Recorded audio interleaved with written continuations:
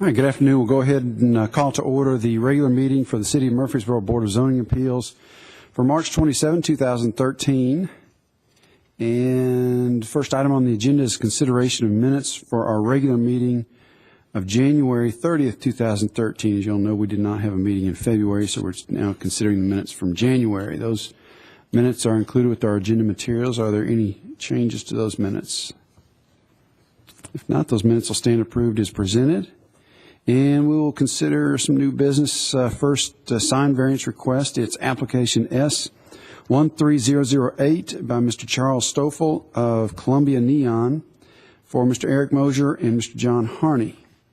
He is requesting a variance from section 25 1/4 24A22 of the City of Murfreesboro sign ordinance, which prohibits a sign placed in or over a public utility or drainage easement. And this is for property located at 1806 Memorial Boulevard. Ms. Kerr, if you'd review that one for us, please. Thank you, Chairman Rogers. Members of the board, the applicant, Mr. Charles Stoffel with Columbia Neon, is representing Eric Mosier Insurance, and Parks Harney Investments, LLC, is requesting a variance from section 25 1/4 24A22 of the City of Murfreesboro sign ordinance, which prohibits a foundation or sign placed in or over a public utility or drainage easement without the consent of the easement holder and the approval from Board of Zoning Appeals. The sign location proposed is at 1806 Memorial Boulevard, and it is within a commercial highway zone. The applicant is requesting permission to erect one ground sign with 97 square feet display area and an overall height of 16 feet. The sign will be located within an existing 20-foot water line easement. An agreement for the sign in the City of Murfreesboro easement has been signed by the Murfreesboro Water and Sewer Department as well as the Director of Building and Codes.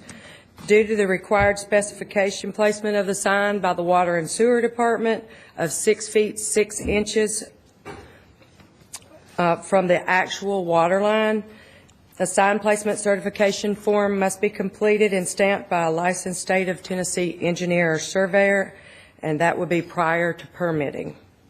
The applicant will comply with all other setbacks and regulations, and myself as well as Mr. Charles Stoffel are here to answer any questions that you may have. All right. Thank you, Ms. Kerr. Any questions? So this sign meets all the other criteria, but for the fact that it simply sits in an easement, right? Currently, yes. Okay, and we've gotten all the approvals from the easement holder. Yes, sir. All right. All right, thank you. Mr. Stoffel, anything you'd like to add to the application? I think she's answered everything that I had, yes. All right, thank you, sir. Then at this time, we'll conduct a public hearing. Anyone present wishing to speak for or against the application, if you would, please come forward. And seeing none, we'll declare the public hearing closed and open the floor for further discussions or motion. Mr. Chairman, I'll go and make a motion to approve the sign variance request. I'll second. We have a motion and a second. Any further discussion? If not, all in favor say aye. Aye. Any opposed? All right, Mr. Stoffel, that application has been approved. Thank you, sir. Thank you. And thank you, Ms. Kerr. All right, now we'll consider special use permit requests and variance requests. There we have several applications. First one is application Z13009 by Mr. Kevin Gunther of Huddleston Steel Engineering for Providence Christian Academy. He's making the following request for property located at 410 Dejar Lane. This is in a residential single-family RS-15 zone. First, special use permit in order to expand the existing private school. The applicant is seeking approval to construct building additions totaling 42,500 square feet, as well as other site improvements. The application is also seeking approval for the placement of a total of 6 portable classrooms on the property for use during construction. And then second, the applicant seeking a variance from section 9D2ZZ1 of the Murfreesboro zoning ordinance, which states that parking areas for institutional group assembly uses shall not be permitted in the required front yard. All right, Mr. Blomley, if you'd review that one for us, please. Yes, sir. Thank you, Chairman Rogers, and good afternoon, Chairman Rogers and members of the board. Our first item on the agenda today, as you mentioned, is located at 410 Dejar Lane, and that is the site of the Providence Christian Academy. We had that up here on our television screen, the aerial photograph. See, it's just to the east of the intersection of Alexander Boulevard and Dejar Lane and Northwoods Drive and Dejar Lane. So it's kind of sandwiched in between the North Springs and the Northwoods single-family residential subdivisions. There are a number of components to this request that I'd like to go over with you. First of all, just to kind of describe the site, there is as you can see, a parking area right at the front of the site, and just to the south of that parking area is the building that was original to the site before Providence Christian began operation there. It is, I believe it was an old agricultural building from before the existence of the school. And then there's a breezeway that connects that original building, which was retrofitted into a school use, down to the newer school buildings, which are the larger buildings, just to the south of that front building. Parking is along the east side of the building, and then there is an existing portable classroom building that was approved on the site by the Board of Zoning Appeals, I think back in 2011. Well, the school has, for a number of years, as you know, they've been master planning what they want to do ultimately with the development of their site. Back in June of last year, I believe it was, they had approval for an 18,000 square foot expansion towards the rear of the building, kind of in this L-shaped area where the portable classroom building is located. They have since gone back to the drawing board and decided that they want to go ahead and build out the site. They want to go ahead and build the building improvements on this site that are going to be ultimately what the school will be comprised of. So their plans are to demolish the front building and construct a 25,500 square foot addition, which will consist primarily of classrooms and offices in the place of where that front building is located. And then in addition, there would be a 17,000 square foot building addition in the area of where the existing portable classroom building is located.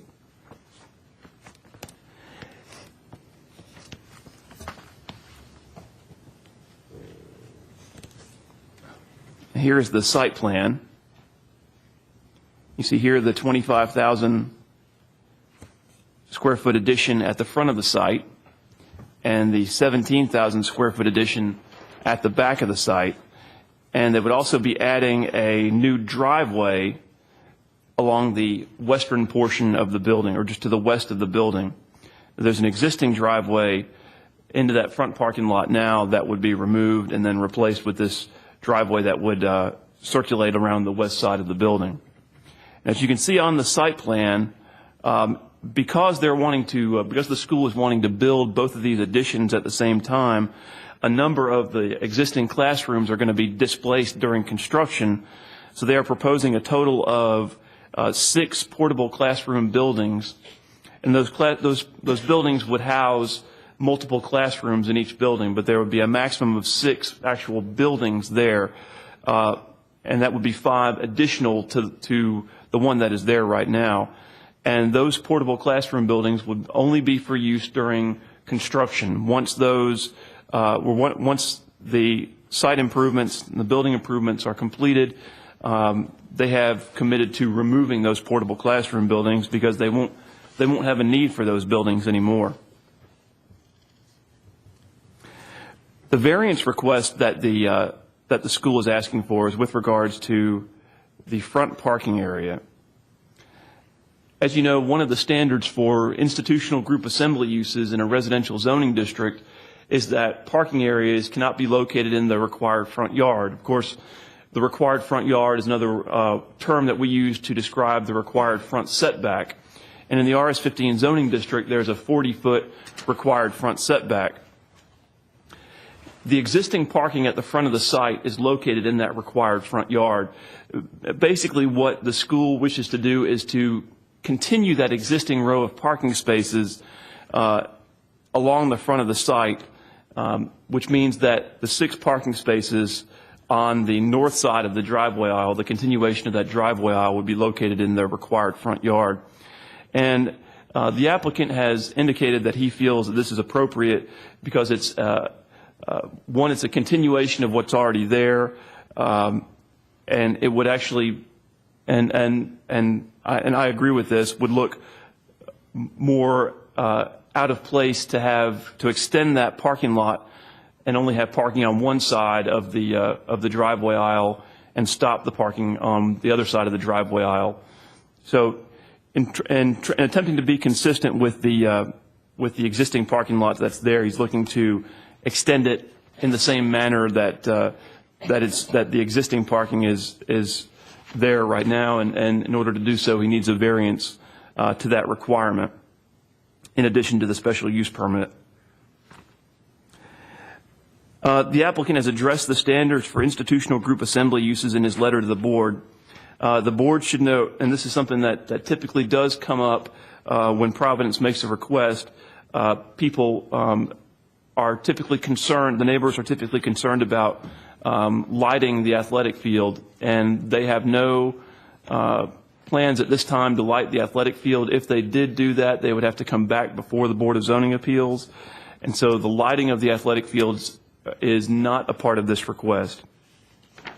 There will, however, be some incidental building and parking lot lighting installed in conjunction with the proposed improvements.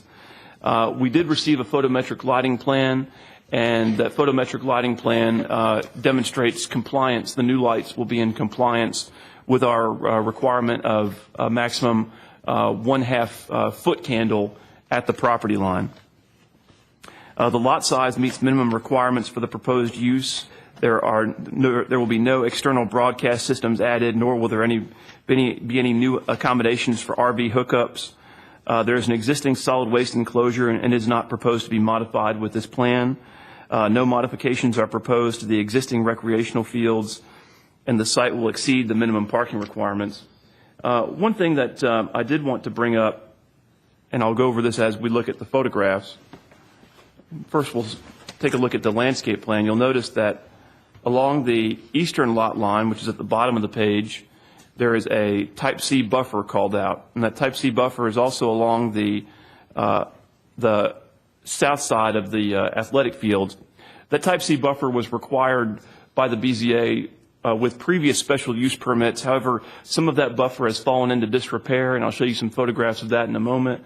And so one of the conditions that we have as a recommendation from staff is that buffer be brought up to minimum requirements for a Type C buffer in conjunction with this construction project. Here is the architectural rendering of the front of the school. You can tell they're looking to continue the same building style and building materials that are on the existing school. This is the front of the existing school building, which is proposed to be demolished. This is the front of the parking lot, which is proposed to be extended westward. So this driveway here will be removed, and those parking spaces will be continued westward. And those are the parking spaces that will be, that's those 6 parking spaces that will be, that require the variance. And this is looking south from Dejar Lane, where the front addition will be located. Looking south once again. This is the walkway that currently connects the front and rear buildings. This is looking west towards the existing vegetation. There's a large drainage easement that is undisturbed at the moment in between the site and or on the side of the site in between the building and the North Springs subdivision to the west, and that's an area that does hold water, and it consists of a drainage easement they will have to modify that drainage easement with this plan. Of course, that will be subject to the oversight by our engineering department to make sure that it doesn't have any negative impact on the surrounding areas. And then again, just looking west towards the existing vegetation, which for the most part will remain. There will be some of that taken out to make way for the addition, but for the most part that will remain.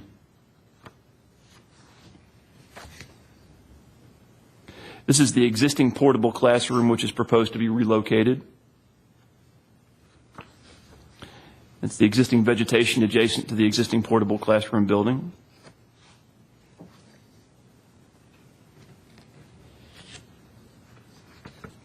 The portable classroom buildings are proposed to be located in this grassy area just to the south of the building in the parking lot. This is a view of the east side of the existing rear building, a view of the east side of the existing gymnasium. This is the existing vegetation along the east side lot line. As I mentioned, there are places in this required Type C buffer where trees have been taken down, and that will need to be addressed by the school.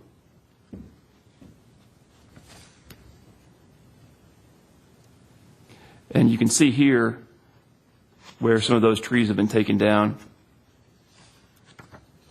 That was a double row of trees, and some of those trees did not survive. Once again, you can see some of the stumps.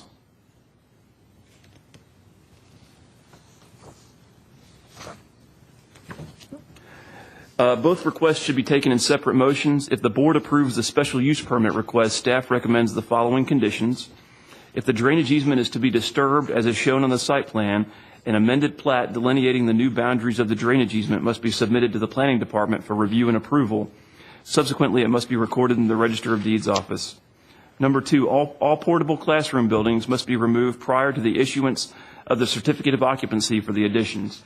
And number 3, the Type C landscape buffer, which was required as a part of previous special use permits along the eastern lot line and along the southern lot line south of the athletic field, must be brought into compliance in conjunction with this construction project.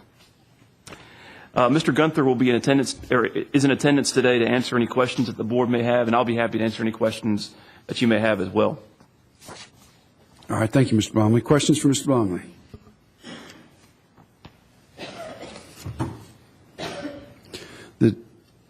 The buffer that's there that along you said the eastern boundary, what would a Type C buffer consist of? You said there would be 2 rows of those evergreen trees. Apparently, that was what was planted in previous iterations of the Type C buffer. A Type C buffer can be comprised of a variety of different trees, quantities of trees, depending on the species of the trees. So, there's no definite answer of what that might or how they might bring that back into compliance. But it was 2 rows of trees last time, right? Yeah. I mean, am I wrong? It looked like three of those trees survived. That was all that was left of that buffer. Very few of them did. What is there any? And I know there's a continuing obligation for them to maintain that, but what does the city do, if anything, to try to police that and make sure it's maintained? Well, we do hold bonds for 3 years, 3-year maintenance bonds on required landscaping. If and I'm not certain if we're still holding a bond on that buffer, but if at the time that the maintenance bond comes due and the buffer and the rest of the site landscaping is in good order, then that bond is released. So at that point, if a buffer which is required to be maintained perpetually dies, then it's a matter of it being a zoning violation. Yeah. Okay. There's also a fence that runs along the eastern side, I believe. There is. I'm not certain though if that's on if that's the school's fence or if it's just kind of a continuum of the neighbors' fences. Do you recall if that was part of our requirement when we last addressed this? I don't property? believe it was. I believe it was just a Type C buffer. Okay. Any other questions, Mr. Blomley? All right. Mr. Gunther, anything you'd like to add? Thank you, Mr. Rogers, and other board members. Regarding the landscape buffer, I think that I can address that in one way, and that is what we had before was a combination of deciduous and evergreen trees. I know that that particular area has some issues with possibly some rock at the surface. I think what we'd like to do is come back in and put a second row of evergreen trees, something like the Burkeye juniper that would survive and probably be an improvement to that initial buffer. So we see this as an opportunity to, upgrade that with a second row of evergreens that would be more likely to survive the conditions that are out there on the site. I'm not sure there's a first row out there right now. Well, there's a row of Leland cypress that some evergreen trees that are still in relatively good shape. But we want to make sure, this is our opportunity, obviously, to go back and make sure that that buffer is restored. We fully intend to do that. Okay. All right. Other questions for Mr. Gunther? All right. Thank you, sir. Thank you. At this time, we'll conduct a public hearing. Anyone present wishing to speak for or against the application, if you would, please come forward. And when you come forward, if you would, state your name and your address for us, please.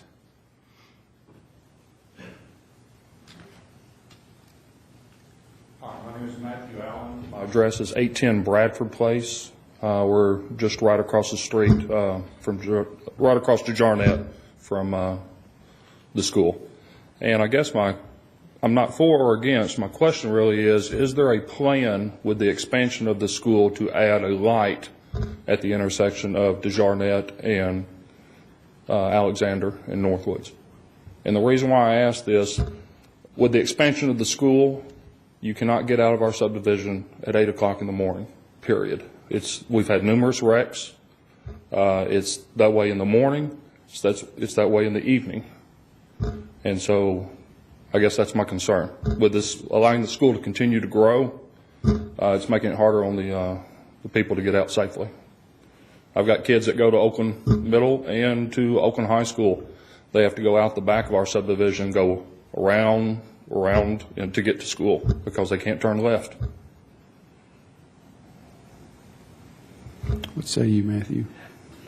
I'm not aware of any plans for a traffic signal at Alexander, but what I'd be happy to do if he would call me after the meeting, I'd be happy to put him in contact with our traffic engineer, because after this stage, it still has to go to our planning commission for site plan review. Mm-hmm. When those types of issues, when we get a more detailed plan with regards to drainage and traffic, and our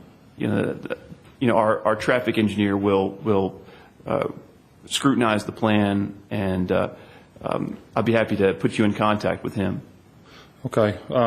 That'll be fine. Like I said, I'm not for or against it. It's just the fact of to me, it's a safety issue at this point. With the way the school zone is interacted in front of the school, the way the traffic officer manages that, basically you just have a continuous flow of cars that are going 15 miles an hour, and there is absolutely no way to get out of our subdivision.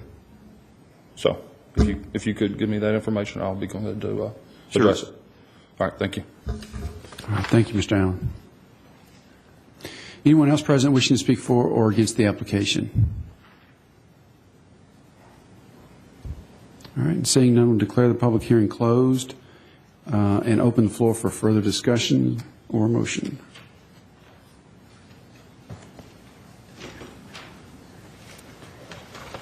The first piece of this application mentions special use permit approval as well as the portables. Those two can be in the same.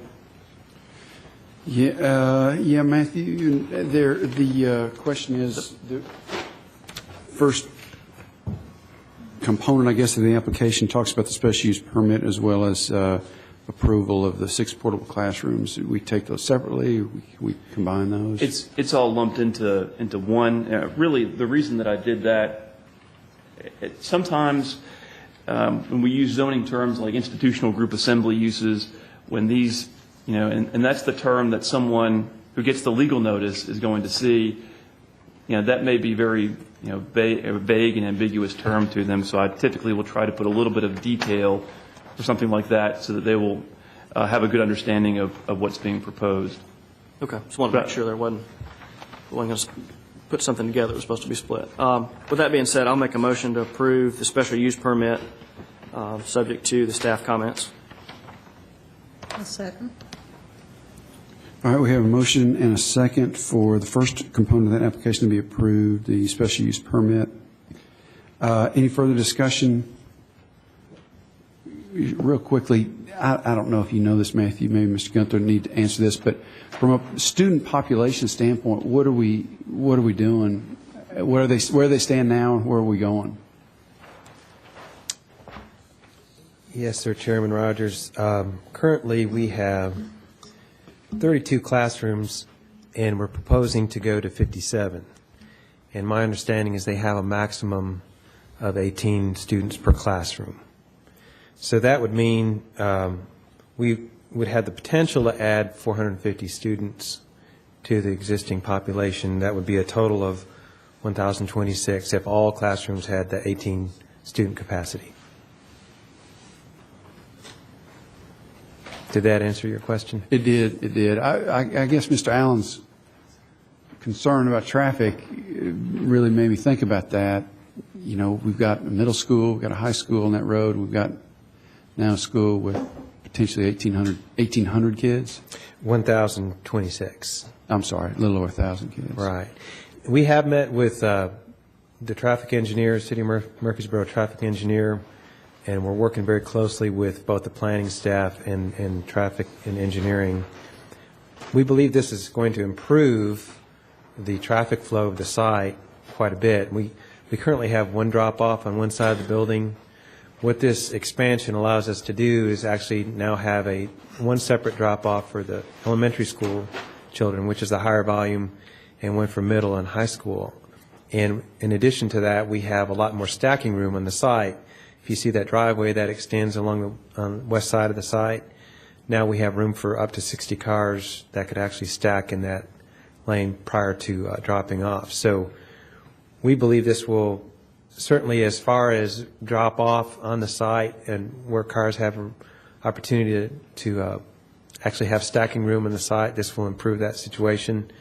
We also understand that there is a need, that whoever's directing the traffic out on Dejar, that's an important aspect of how the flow of traffic will work, and we're very open to the traffic engineer's suggestions as to what might be, some good ways to go about that.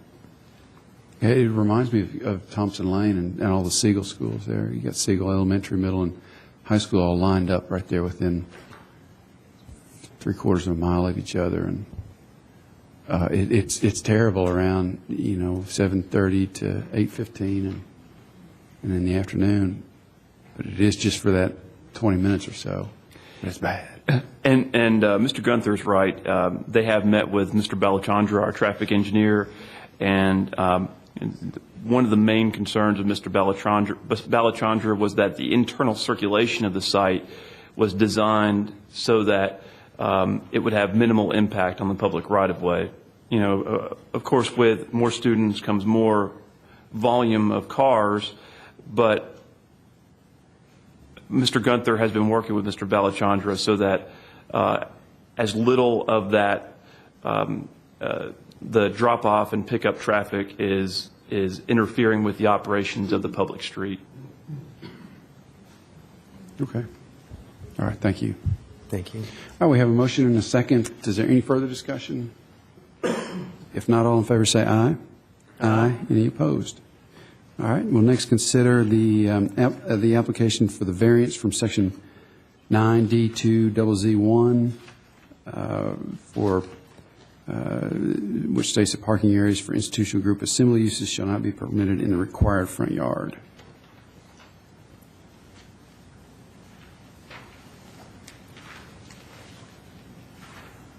I'll make a motion to approve that variance. I'll second. All right. Motion and a second. And that, I assume, is also subject to staff comments. That's correct.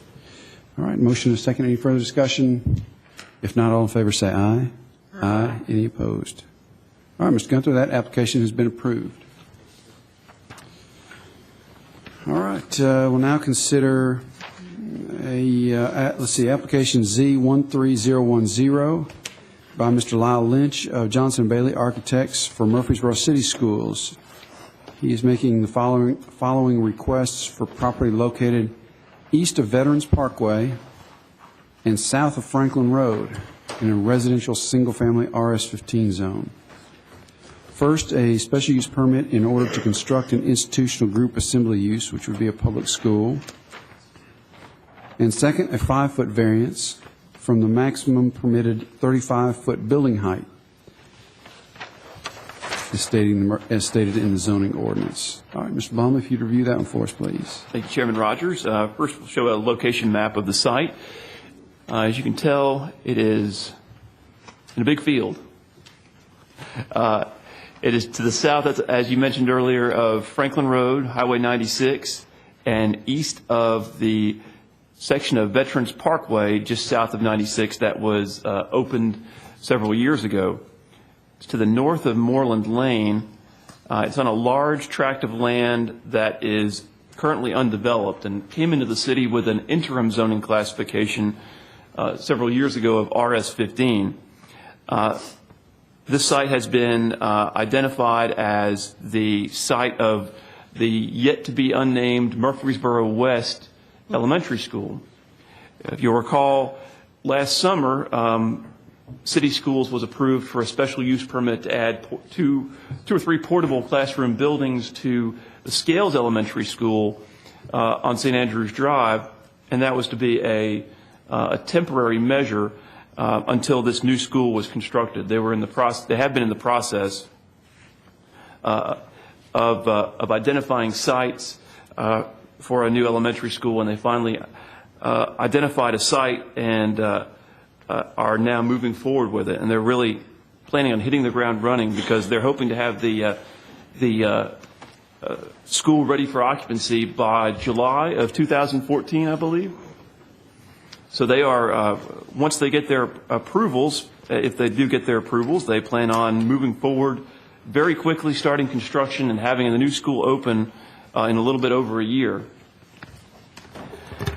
Because the property is zoned RS-15, a special use permit is required to construct any institutional group assembly use, and a public school is considered an institutional group assembly use.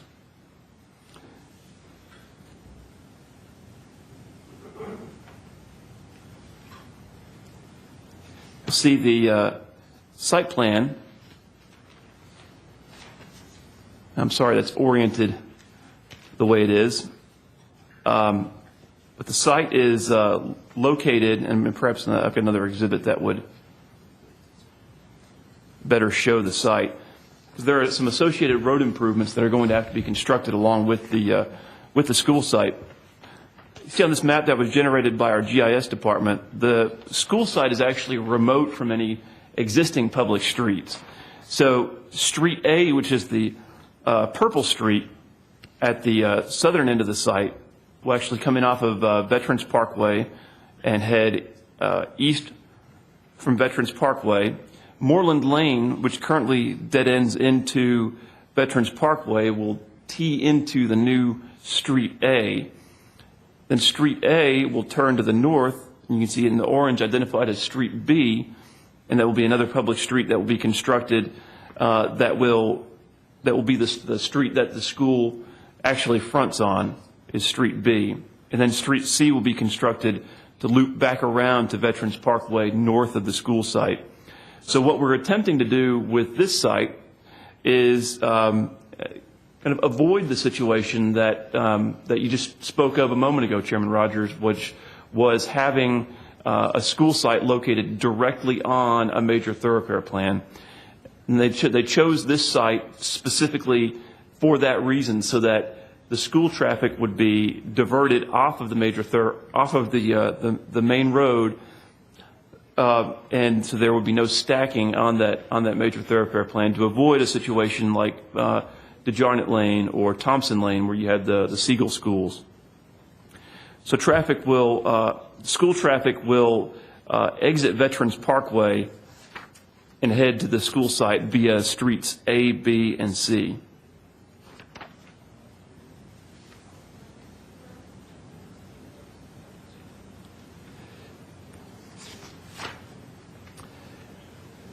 The total area of the school site is approximately 25 acres, although it currently sits on a much larger tract. The proposed building size is 137,555 square feet. It will be 2 stories, and the exterior materials will be primarily brick and stone, as you can see in this rendering here. It will be 2 stories, which is different from the existing schools in the school system. Because of its 2-story construction, there will be several points on the building which will exceed the maximum 35-foot building height in the RS-15 zone. And you can see this exhibit provided by the applicant. The gymnasium will be at a height of 39 feet 3 inches, and they're requesting the height variance of 5 feet for the proposed building. And you'll notice that measurement is taken from the midway point of the roof. The way we measure building height on a building that does not have a flat roof is to take the midway point between the peak of the roof and the eave. So the way that we calculate height for this building is by going to that midway point, which is 39 feet 3 inches. The applicant indicates in his letter that a gymnasium is a typical component of a school, which is a use permitted by special use permit in the RS-15 zone. He also indicates that the impact of the height variance is mitigated by the fact that the surrounding land uses are predominantly undeveloped, with the exception of the Kingdom Ridge lots across Overall Creek, and that even if there were residential uses in close proximity, the architecture of the building has been designed in a manner that is conducive to a residential environment. And we'll go back to the site plan. You'll see that on the north side of the site, there are some proposed playgrounds. And on the south side of the site, there are some proposed athletic fields. The athletic fields will not be lit. And as I mentioned, there are some some vacant lots in the Kingdom Ridge single-family subdivision across Overall Creek. The site is bordered on its east side by Overall Creek. We have not received a photometric lighting plan, but considering the proximity of the site to the adjacent residential uses, of which there are very few except those directly across the creek, staff felt that it would be appropriate for the applicants to submit a photometric lighting plan at a later date. And I believe they plan on submitting that with their site plan review application to the Planning Commission. But staff does not foresee any negative impact with regards to the lighting because of the predominantly undeveloped nature of the surrounding land uses. There is no external broadcasting system proposed, nor are there any new accommodations for RV hookups. Proposed dumpsters will be screened by a brick wall. And as I mentioned, a photometric lighting plan is forthcoming. The applicant proposes to, as you can see in the landscape plan, leave the existing vegetation along the banks of Overall Creek in order to provide a natural buffer to those lots across the creek when houses are constructed on those lots. Being that there are no residential uses to the north or to the south of this property, they are not proposing any type of buffer elsewhere on the site.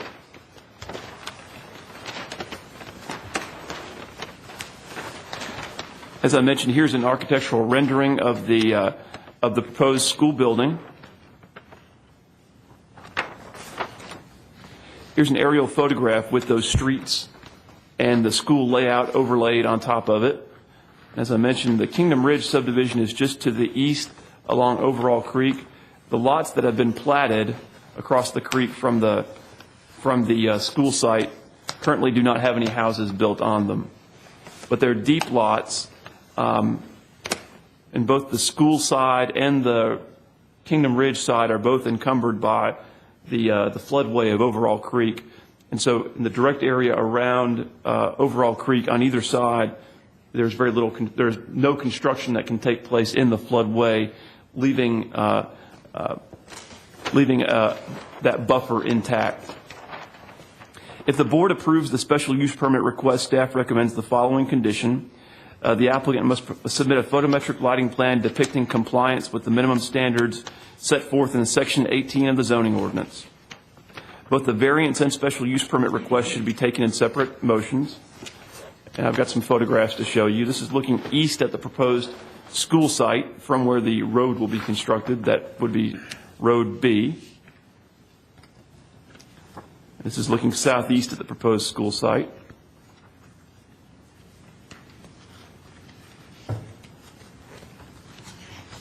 And this is not the best picture in the world, looking west from the proposed school site to the remainder of the Swanson property. This is looking, so if you went way beyond these trees and way beyond the field that's on the other side of these trees, you'd come to Veterans Parkway eventually. And this is looking south in the location of the proposed street that will run down towards Moreland Lane.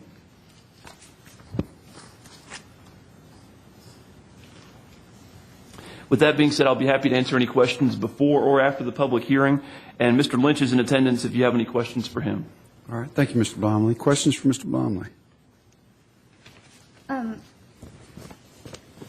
The property, the big plan that I have here only shows the school and the surrounding areas. The land that is surrounded by the roads, is that owned by, is that now purchased by the City of Murfreesboro? Is that the school's property, or is that still property that can be developed? That is still property that can be developed. It's currently zoned RS-15. It came in with an RS-15 classification as an interim zoning classification. At some point in the future, there may be a request to change that, or it may develop as RS-15. But the balance of the tract, I believe, will remain with Swanson Development, who I believe the city has negotiated to purchase the property from. And as part of that purchase, these roads will be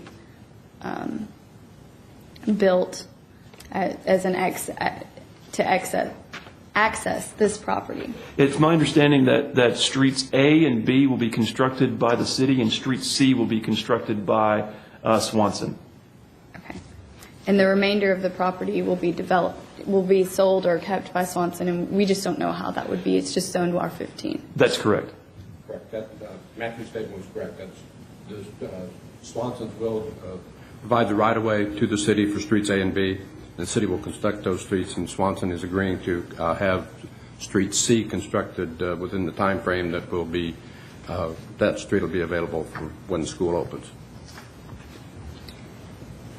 So if we don't put a buffer on, if there's no buffer on this land, if there are residential properties built later,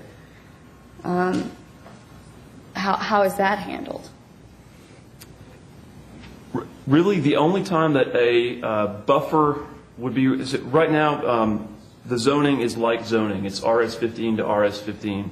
So it would be at your discretion of whether or not to require a buffer, because the zoning ordinance only requires a buffer when it's not like zoning. So what could end up happening is if that property is rezoned at some point in the future, to a zoning classification that's not single family, then they could be looking at buffering the school, like the adjacent property may be required to install a buffer on its property, as opposed to the school installing a buffer. At this point, it's really not known how the properties to the north and to the south will develop. So it was my recommendation to the applicants that at this time it may be it may not be necessary for them to go ahead and voluntarily install a buffer, but that is certainly an option that the board has at their disposal to require that if they choose. And I'll add to that currently this entire property is surrounded by undeveloped property, right? With the exception of what's across the creek, it's undeveloped. But even across the creek, there's still open lots that haven't been built on. That's correct. So all the property being undeveloped, I kind of have the theory that if all the property were developed and we were trying to put a school in there, those people didn't, necessarily sign up for that.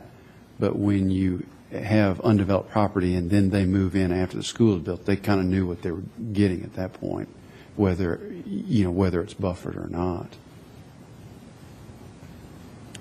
Okay. Okay, so any other questions for Mr. Blomley?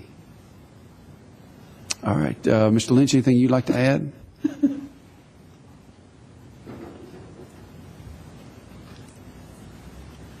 Thank you for hearing us today. I don't really have any additional information to add. Again, the challenge with the height is the slope-proof situation. All right, thank you, sir. Any questions for Mr. Lynch? All right, I'll let you off easy today. At this time, we'll conduct a public hearing. Anyone present wishing to speak for or against the application, if you would, please come forward. And seeing none, we'll declare the public hearing closed and open the floor for further discussions or motion. And we do have two components here of this application we need to take separate.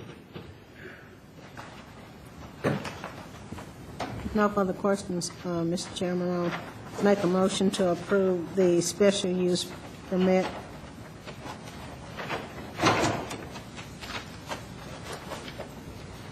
With conditions there. Oh, yes, with the conditions set by the staff.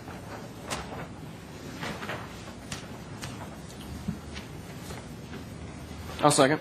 All right, we have a motion and a second. Any further discussion? Not all in favor say aye. Aye. Any opposed? All right, we'll next consider the request for the 5-foot variance from the maximum permitted 35-foot building height.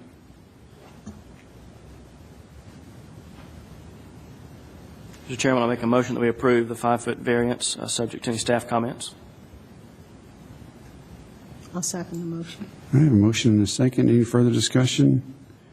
Not all in favor say aye. Aye. Any opposed? All right, Mr. Lynch, that application has been approved.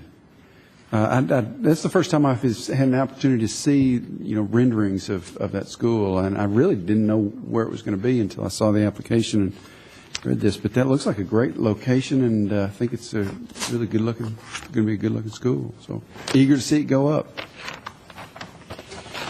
All right, we'll now consider some special use permit requests. First one we have is application Z13011 by Ms. Chrissy Clevenger, requesting a special use permit in order to operate a temporary outdoor vending establishment, which I believe is a shaved ice stand, in a commercial highway zone for property located at 1911 through 2047 Old Fort Parkway. Mr. Blomley. Thank you, Chairman Rogers. This is the same location that Ms. Clevenger has been at for, let me see how many years now. I believe she started in 2005 or 2006. It's one of the locations that's grandfathered in for 6-month temporary vending approvals. Ms. Clevenger is not planning on doing anything different than what she has done in years past. If we could bring up the aerial photo, the site will be identical to where it has been. Itchy trigger finger there. Will be there in the back row of parking spaces near the Chick-fil-A. We have not received any complaints with regard to the operation of Ms. Clevenger's business in years past, and if the board approves this application, staff recommends the following conditions. The proposed trailer must pass an electrical safety inspection prior to beginning operation. An electrical permit must be purchased from the Building and Codes Department in order to obtain this inspection. And number 2, the time period of operation will be from April 27th, 2013 until August 31st, 2013. So if you'll recall, last year we had, since she only used 4 out of the 6 months that this site is approved for, we did have a popcorn vendor during the Christmas season on this site. So this site would still be available for 2 additional months if another vendor did want to utilize it after Ms. Clevenger has vacated the property. With that being said, I'll be happy to answer any questions, and she is in the audience today as well. All right, questions for Mr. Blomley? Do the applicants still submit calendars of what days they're planning on using and that sort of thing if somebody does come back? They do, and the dates that are outlined in the conditions are the dates that she is planning on setting up. And this is a little bit different from the maximum 70 days, because with that maximum 70 days, we do have the applicant submit a calendar, like with Mr. Sims, who's the next applicant on the agenda. But with the 6-month sites, really this is the only one that's left. All of the other ones that had been approved for 6 months and grandfathered in have lost their grandfathered status because they were left unused for temporary vending for a period greater than a year. So they were no longer grandfathered in. So this is really the only site in Murfreesboro that can be approved for temporary vending for more than 70 days.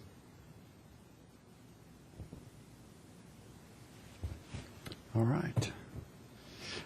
Ms. Clevenger, anything you'd like to add to the application? Okay. Then at this time, we'll conduct a public hearing. Anyone present wishing to speak for or against the application, if you would, please come forward. And seeing none, we'll declare the public hearing closed and open the floor for further discussions or motion. No further questions. I'll make a motion to approve the special use permit with consideration of the recommendations of the conditions of the staff. I'll second. We have a motion and a second. Any further discussion? If not, all in favor say aye. Aye. Any opposed? All right, Ms. Clevenger, that application has been approved.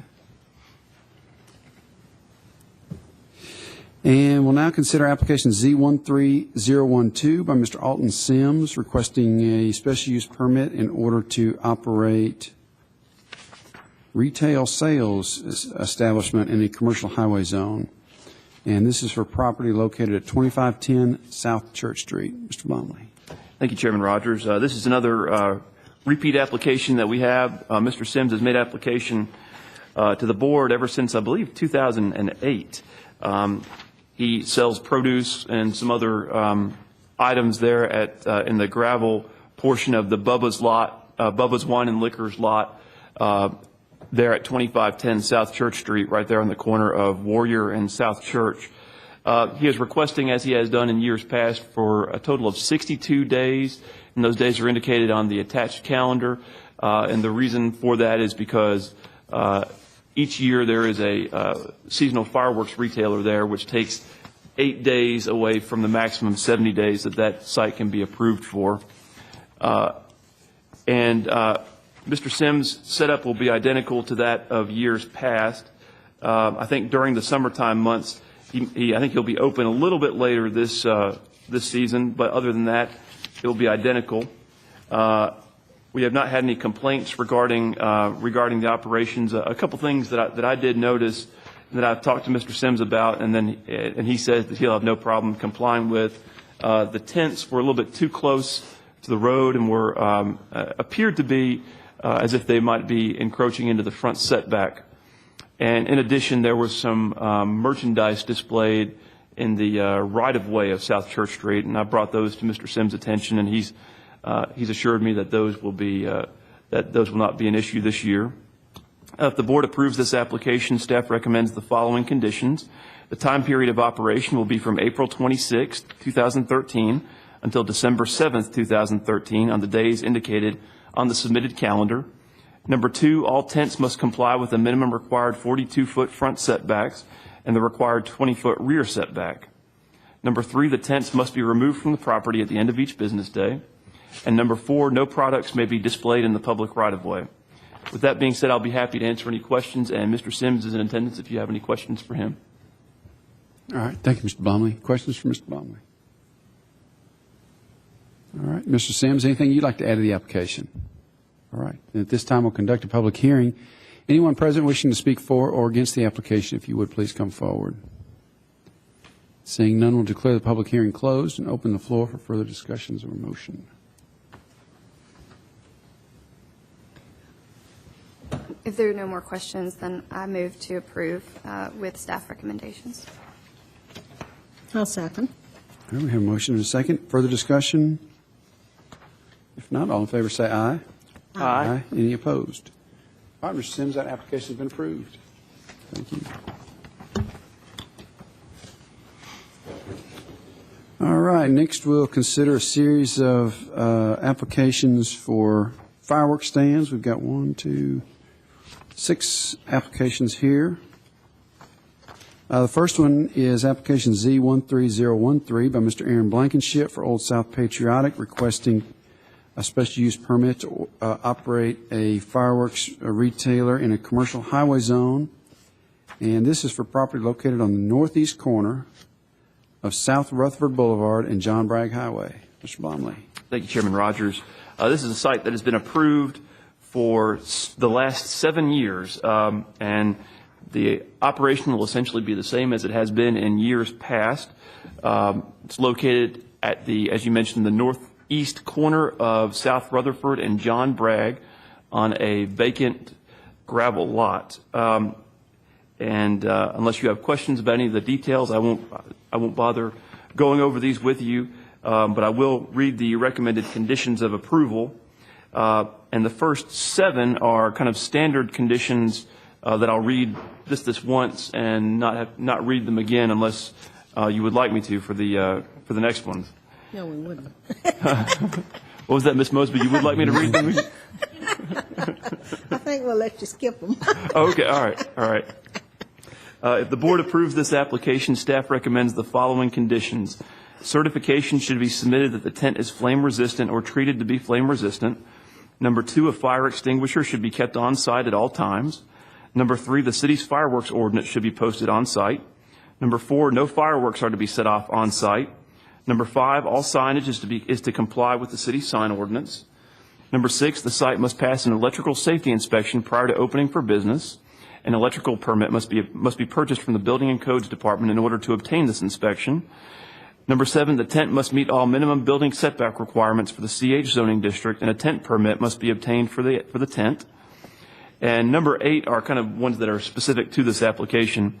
Number 8, all grass and weeds growing up through the existing gravel must be removed and or killed, as no grass surfaces are allowed for the placement of the tent and for vehicular travel or parking. In addition, the applicant may need to add gravel and or smooth out the existing gravel surface, subject to the approval of the planning staff. Number 9, the northern access onto South Rutherford Boulevard must be barricaded, as well as the gravel drive coming from this northern access as it intersects with the applicant's parking lot. Number 10, no vehicular access to John Bragg Highway will be allowed. And with that being said, Mr. Blankenship is in attendance to answer any questions that you may have, and I'll be happy to answer any questions as well. Ms. Mosby said that she enjoyed that far more than she thought she was going to enjoy that, and she does want you to read that every time. I will be happy to oblige. All right. Any questions for Mr. Blomley?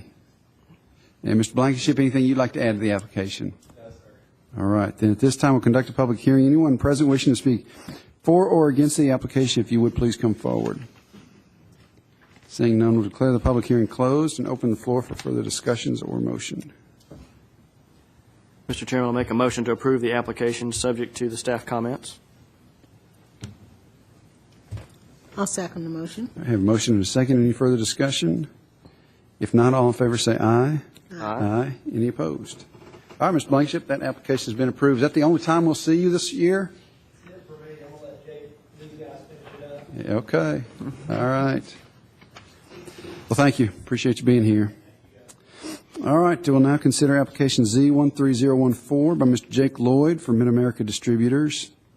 He's requesting a special use permit in order to operate a fireworks retailer in a commercial local zone. And this is for property located on the southeast corner of South Rutherford Boulevard and East Main Street. All right, Mr. Blomley. Thank you, Chairman They Rogers. can shoot at each other, can't they, from there? What's that? They can shoot at each other from there.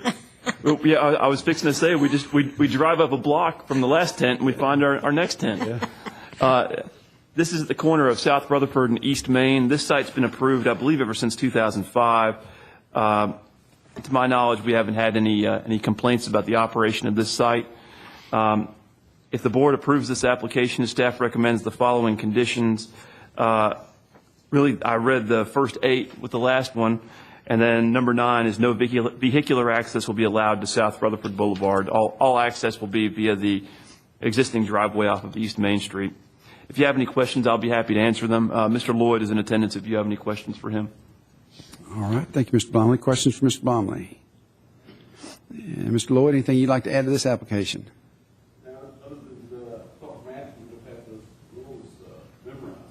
Yeah, I was disappointed too. I dream about them when I'm sleeping at night. All right. Then at this time, we'll conduct a public hearing. Anyone present wishing to speak for or against the application, if you would please come forward. And seeing none, we'll declare the public hearing closed and open the floor for further discussions or motion. No further questions. I'll make a motion to approve the special use request with the recommendations of the conditions set by the staff. I'll second. All right, have a motion and a second. Any further discussion? If not, all in favor say aye. Aye. Any opposed? All right, Mr. Lloyd, that application has been approved. We will now consider your next application. It's Z13016 by Mr. Jake Lloyd for Mid-America Distributors, requesting a special use permit in order to operate a fireworks retailer in the commercial highway zone. And this is for property located on the northeast corner of Memorial Boulevard and Airport Road, the infamous Walmart site. I think we skipped over one. You're right. I'm sorry I did.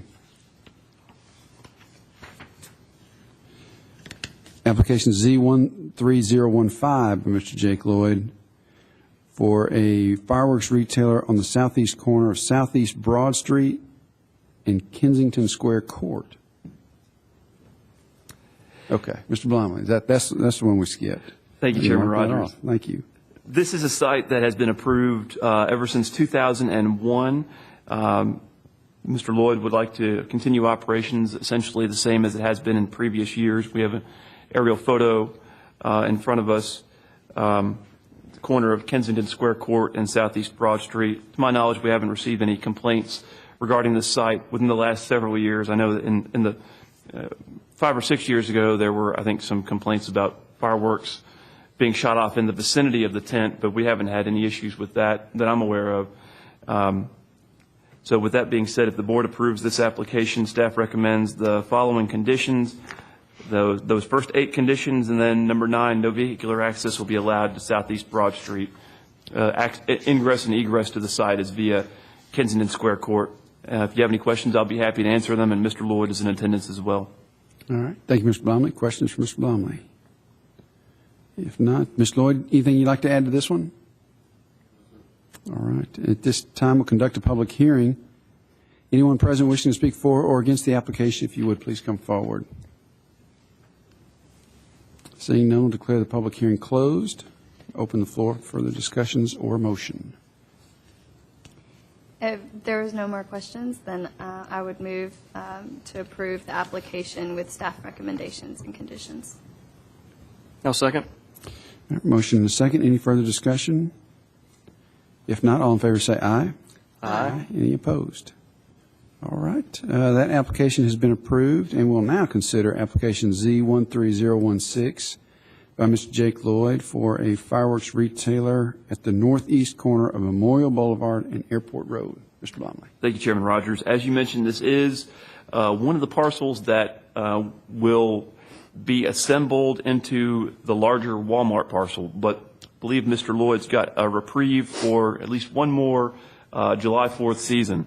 I believe the closing on this property is not going to be until after the July 4th selling season, so he has permission from the current property owner to make application for this site, as opposed to previous years when he's made application for both the July 4th and New Year's selling seasons. He's just making application for the July 4th site, or the July 4th selling season, as this site is expected to be in different ownership by the time the New Year's selling season is here.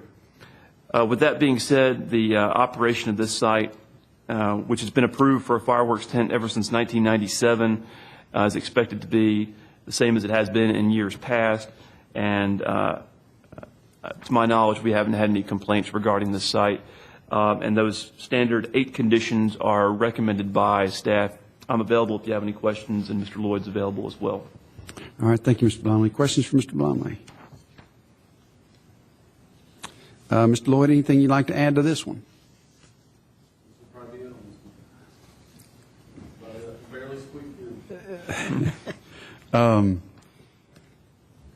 This, as far as the Walmart deal is concerned, is that still in the planning stages? Is it still with the city in planning? They have received site plan approval.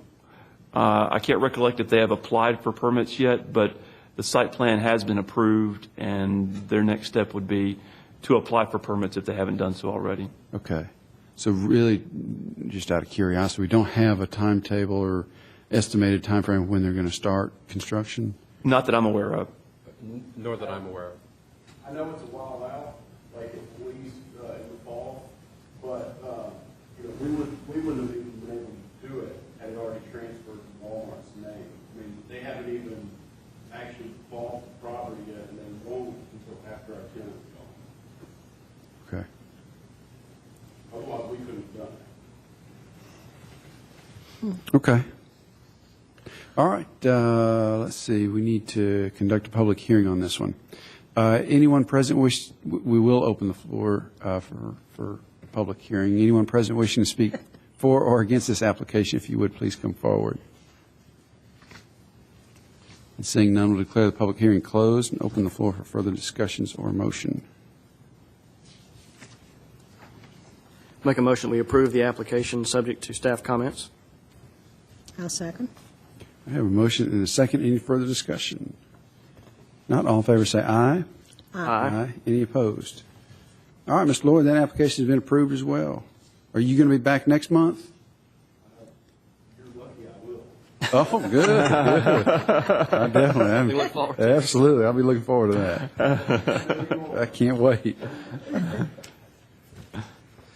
All right. We'll next consider application Z13017 by Mr. Marty Thurber for T&T Fireworks, and he is requesting a special use permit to operate a seasonal fireworks retailer in a commercial highway zone, and this is for property located at 125 John R. Rice Boulevard. Mr. Blomley, if you'd review that one for us. Yes, sir. Thank you, Chairman Rogers. This site has been approved ever since 1997, except in 2004. For a seasonal fireworks retailer. To my knowledge, the site is operated without complaint, and the application is in good order. We'll show you on the aerial photo. As you know, this is the location of the Sam's Club, and the tent typically goes, if you can see my cursor moving around there, in this area on the north side of the site. If the board approves this application, staff recommends the following conditions, those 7 standard conditions. Ms. Mosby, do you need me to? She's waiting. You're good? You're We'll good? let you off. Okay. I appreciate it. And then number 8, tent stakes penetrating the surface of the parking lot will not be allowed within 10 feet of the existing water line. There's a water line that runs near the tent. Number 8 should not be an issue for the applicant, as he has indicated that Sam's Club will not let them penetrate the surface of the parking lot with stakes. They're going to weight it down without having to penetrate the parking lot. Mr. Thurber is in attendance to answer any questions that the board may have, and I'm here as well if you have any questions for me. All right. Thank you, Mr. Blomley. Questions for Mr. Blomley? If not, Mr. Thurber, anything you'd like to add to the application? Okay. Then at this time, we'll conduct a public hearing. Anyone present wishing to speak for or against this application? And literally seeing nobody, we will declare the public hearing closed and open the floor for further discussions or motion. If there are no further questions, I move to approve the application given the staff recommendations and conditions. Second. We have a motion and a second. Further discussion? If not, all in favor say aye. Aye. Any opposed? All right, Mr. Thurber, that application has been approved. And we'll now move on to application Z13018 by Mr. Marty Thurber for T&T Fireworks, requesting a special use permit to operate a fireworks retailer in a commercial highway zone. And this is for property located at 2000 Old Fort Parkway. Mr. Blomley. Thank you, Chairman Rogers. This is the location of the present Walmart on Old Fort Parkway. If we could bring up the aerial photo. See, right around the area where I have the word site, along James Lucinski Drive, is where the tent will be located, and that's where it has been for a number of years now. This site has been approved ever since 1996 for seasonal fireworks sales. And the operation of this tent will be identical to years past, and to my knowledge, we have not received any complaints regarding the operation of this tent. And if the board approves this application, we recommend the standard 7 conditions. Mr. Thurber's in attendance to answer any questions, and I'm here as well. All right. Thank you, Mr. Blomley. Any questions for Mr. Blomley? All right, Mr. Thurber, anything you'd like to add to this one? Thank you. All right, then at this time we'll conduct a public hearing. Anyone present wishing to speak for or against the application, if you would please come forward. Seeing none, we'll declare the public hearing closed and open the floor for further discussions or motion. If no questions, I'll make a motion to approve the application with the recommendations set by the staff. I'll second. All right, we have a motion and a second. Any further discussion? If not, all in favor say aye. Aye. Any opposed? All right, Mr. Thurber, that application has been approved as well. Yes, sir. All right, we'll now consider any staff reports or other business. I have none. Nothing. I have none. Any other members have any business? If not, we're adjourned.